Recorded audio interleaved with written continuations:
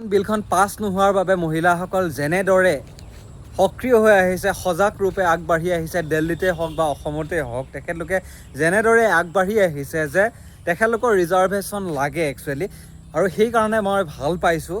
আহিব লাগে, ৰিজাৰ্ভেশ্যন হ'ব লাগে।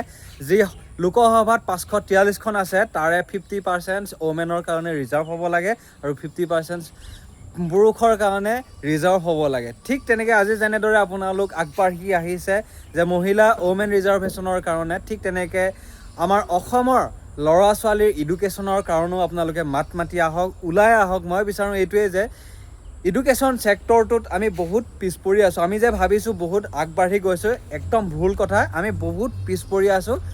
এডুকেশ্যনত বেছিকেলি আমি বহুত তলত আছোঁ।